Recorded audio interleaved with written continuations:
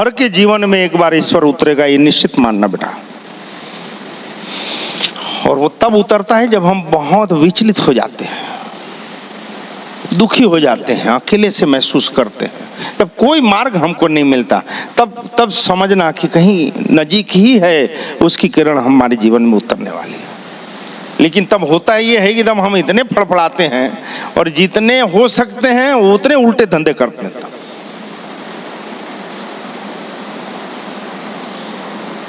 सभी के जीवन में ईश्वर उतरेगा, निश्चित रूप से उतरेगा,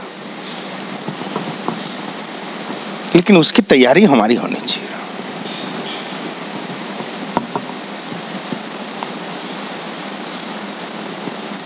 हमारे जीवन कैसा घटित हुआ अभी कि माड़ी के यहाँ बावड़ी बन रही, कुछ सेवक अभी भी बैठे हैं यहाँ पे, जो बावड़ी क्या होती है कभी समझे नहीं थे, जाने नहीं थे, देखे नहीं थे। उस दृष्टि से, पर्यटक की दृष्टि से कि भाई इसको बावड़ी बोलते हैं, ठीक है।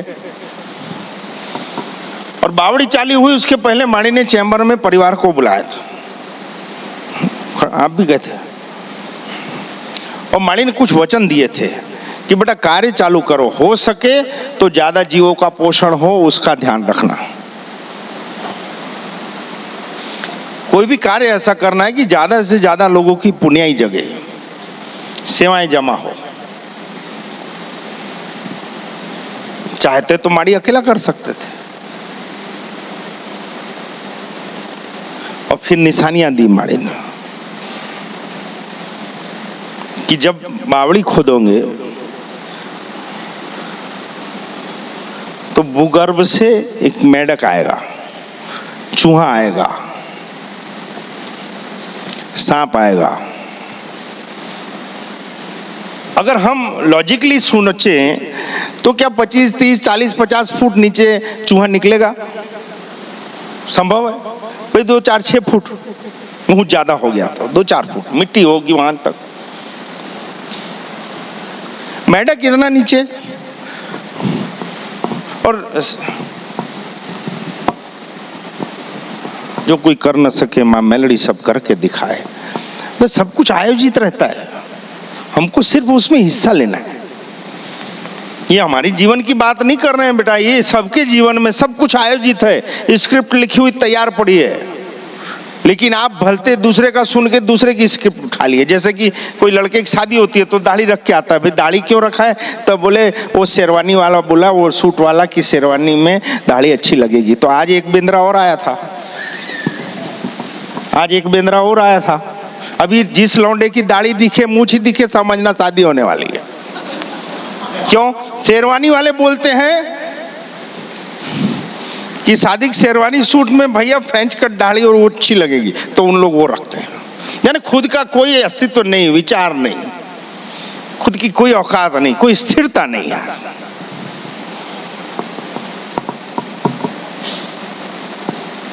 देख के समझ गए होंगे शादी होने वाली है। ये सब बकरे ही रहते हैं।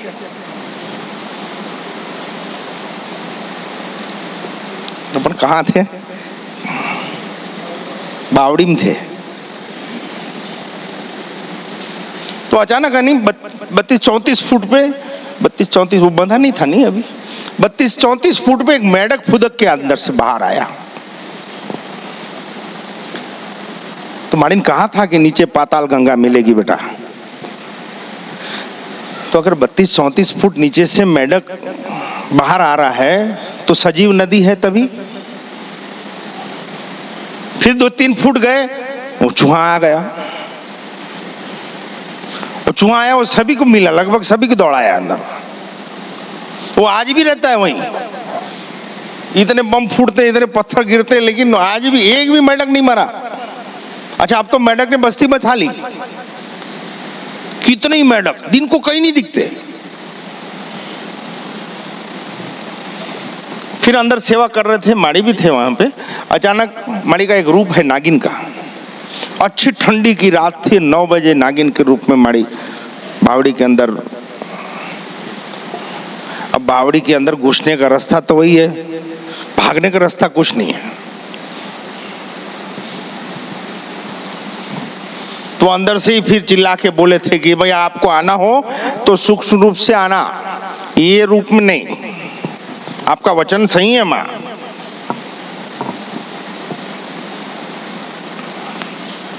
जय माड़ी। तो ऐसा हुआ कि अभी पूर्णिमा होली के दिन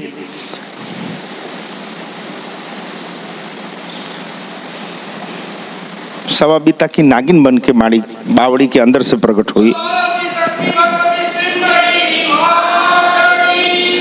इतना पत्थर और इतना कचरे उसके बीच से अपने आप को जाहिर करना और वही जाहिर लोगों की नजर में आ जाना बहुत बड़ी बात है। माड़ी ने सब वचन दिए थे कि बेटा मैं वहां दर्शन दूंगी, तू खड़े रहना, मैं अंग संग रहूंगी। और जब से बावड़ी चालू हुई एक दिन भी नांगा वैसे नहीं लिए। लेकिन जब मां त्रिशूल लेके खड़ी हुई और उसको फोटो खींचने की परमिशन मिल गई और उस क्या कहना चाहिए, उस शुभ घटना को एक यादगार छवि के रूप में संग्रहित किए, गौरवान्वित महसूस किए कि शक्ति ऐसी भी होती है। बोलो मत बेटा ईश्वर है ऐसा बोलो मत, एक बार मान के देखो यार। जीवन में हर कदम पे चमत्कार है, आप एक बार मान के देखो कि वो है, उसकी सत्ता को स्वीकार करो। खाली जब हम उसको स्वीकार करेंगे तो हमको कोई टेंशन ही नहीं है। फिर जो 40-50 फुट नीचे पहले से बोल सकते हैं कि ये जीवात्माएं आएगी और ये मेरी निशानी होगी बेटा। और अब जब नागिन के रूप में आ गई तो अब लगभग नवरात्रि पूरी हो जाएगी। नवरात्रि तक ही माड़ी ने टाइम दिया था कि नवरात्रि तक जितना हो सके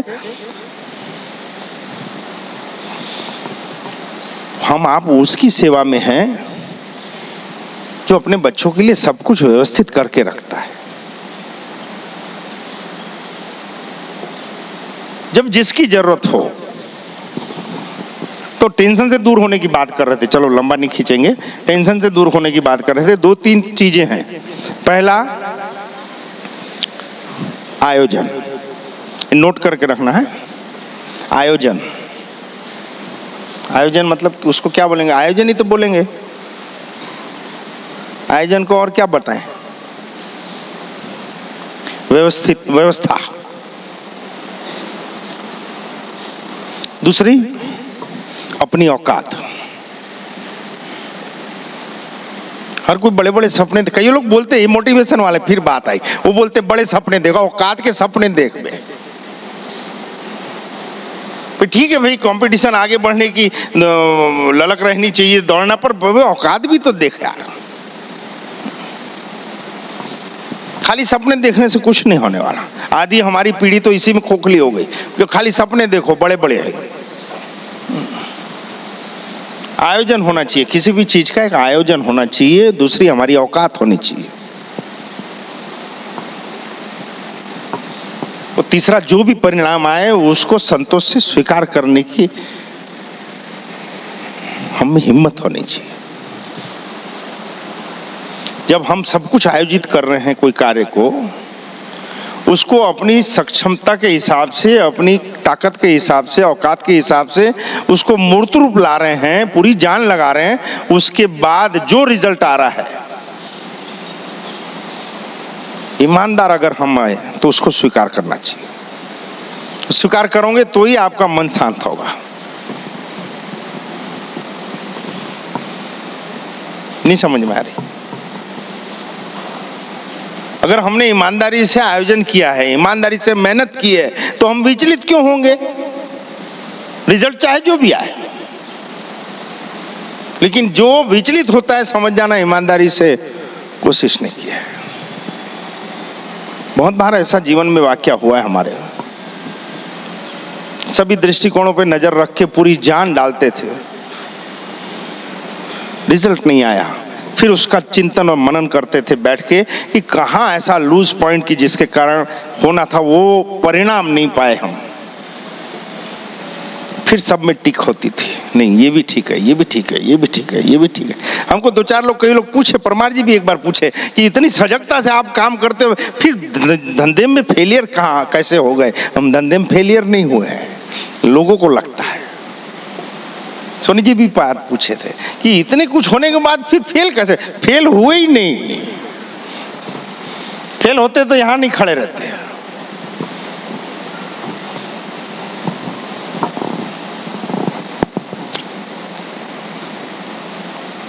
यही दिमाग है, यही विचार है, यही स्वभाव है, लेकिन ये जगत कल्याण के लिए कुदरत ने दिया था, स्व कल्याण के लिए नहीं दिया था।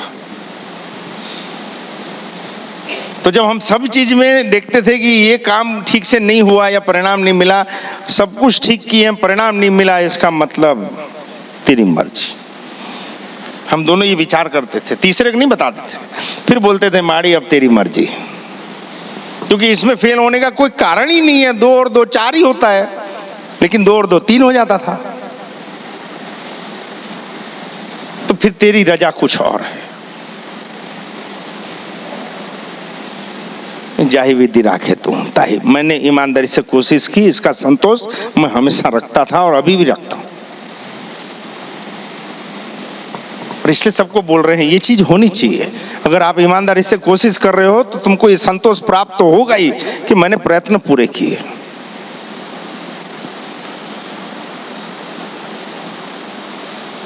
यार खुद की औकात कैसी होनी चाहिए मालूम? कि कभी कभी असफलता भी आपको बोले कि क्या करें, मजबूरी थी यार तेरे को असफल करने के लिए। मेरे जीवन में ऐसा घटित होता था कि सुरेश क्या करें यार, तेरे को फेल करना ही था, बाकी और कोई कारण नहीं था। और जिसको माड़ी फेल करने बैठे उसको कौन पास कराए, और जिसको माड़ी पास करने बैठे उसको कौन फेल कर सकता है यार। इंटरव्यू में कोई पूछे कि नहीं पूछे, एग्जाम देने जाए या ना जाए, एग्जाम देने जाए तो भी 0 आता है। टॉपर, कॉलेज के टॉपर पर माड़ी को दिखाना होगी थोड़ा सा मूछ नीची कर, नहीं तो 0 देने में टाइम नहीं लगता। होता है। फिर खुलवाने के लिए पैसा भी देते हैं माड़ी, ले ले पेपर भी खुलवा, होने करना कुछ नहीं है लेकिन खुलवा ले।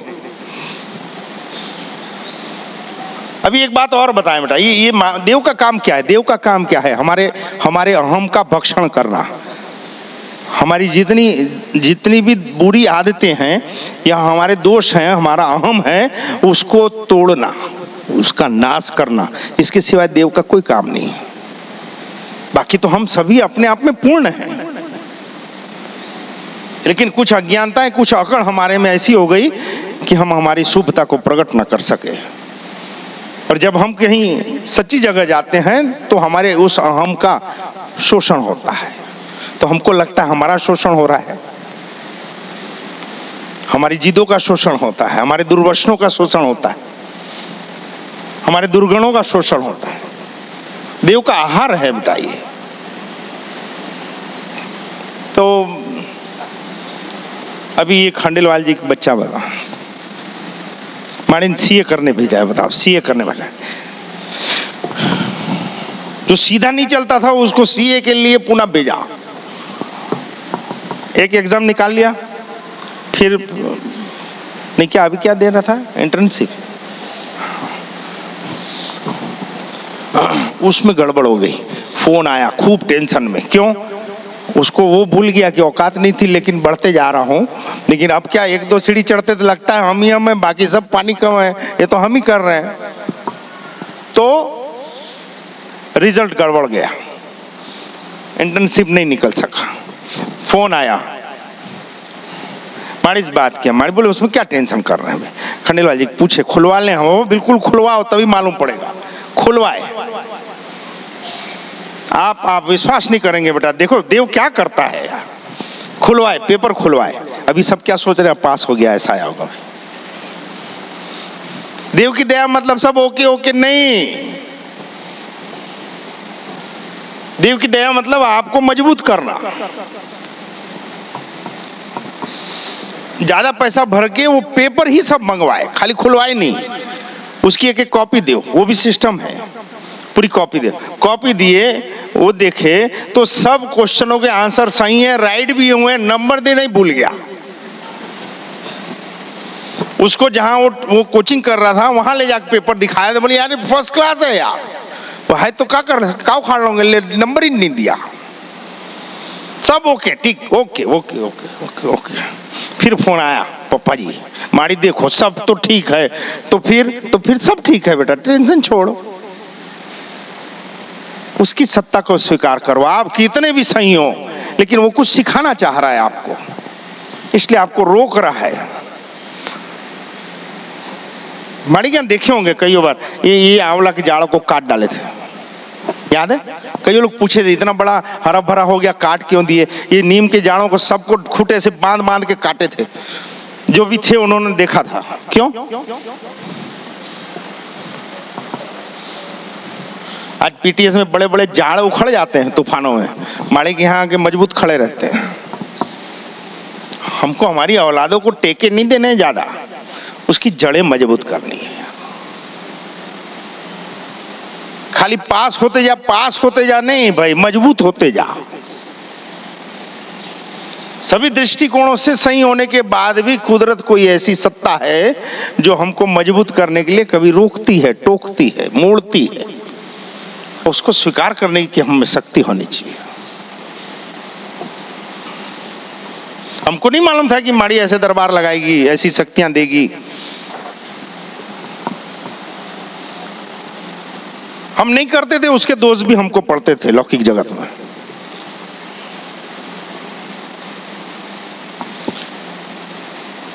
यानी जिससे हमको कोई लेना देना नहीं बात से, उस चीज के अपमान हम पे आते थे, दोष हम पे आते थे।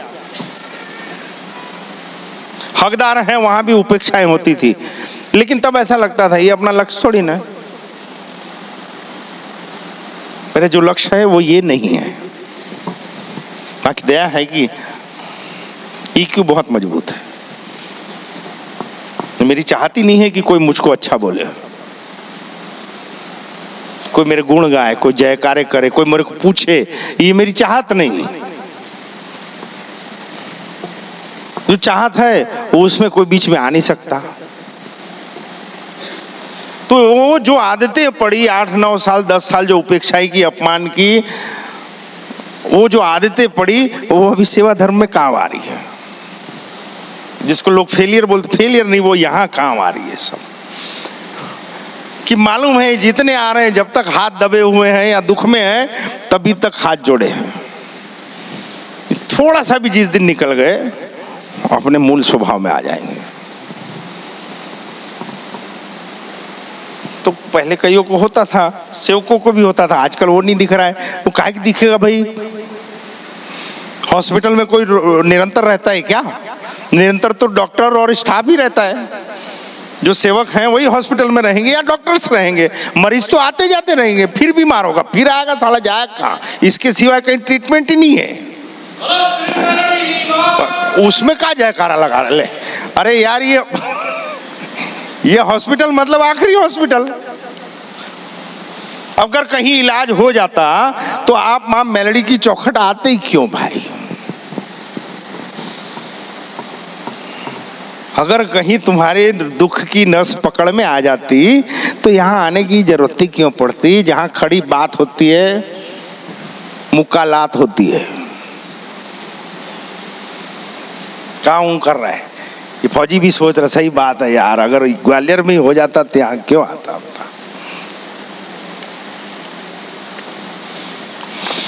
आई गए हो तो मुझको मालूम है, लेकिन चलो छोड़ो। मेरा कहने का मात्र इतना है कि माड़ी के वचन, माड़ी की नजर और माड़ी की सेवा मनुष्य जीवन में बहुत अद्भुत स्थान रखती है। समझ में कुछ नहीं आएगा।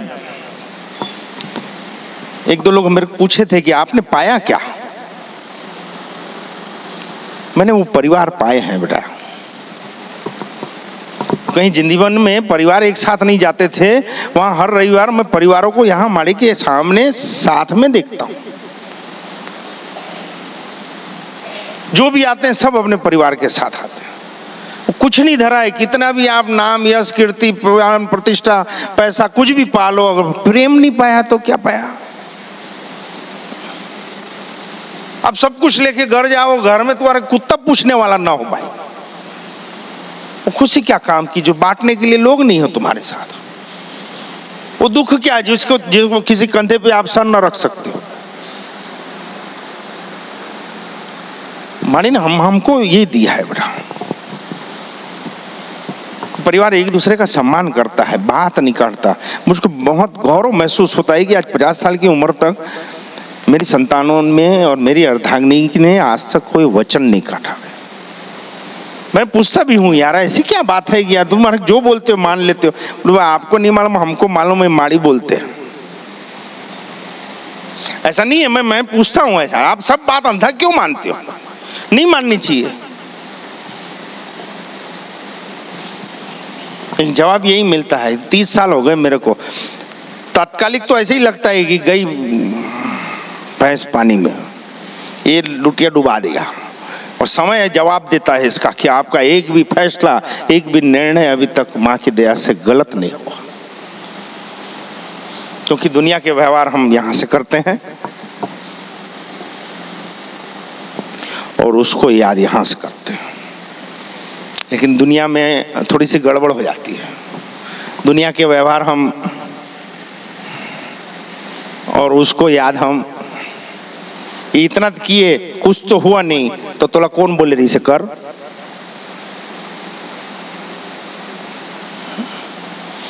उसको मैंने कितना प्यार किया, उसके लिए मैंने क्या क्या नहीं किया, तो कौन बोला था कर?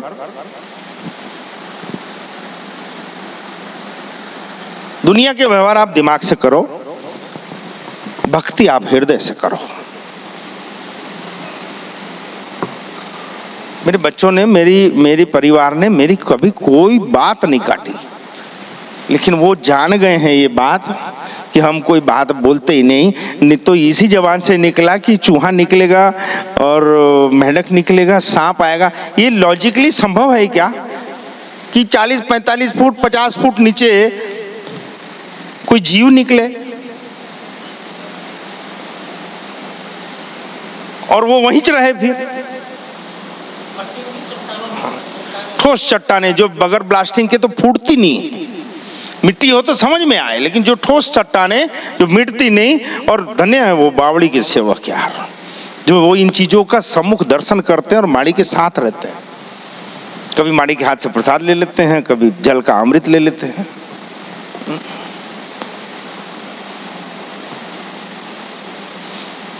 तो मेरा निवेदन ये था कि ये प्यार, ये समर्पण हर परिवार में, हर घर में होना चाहिए।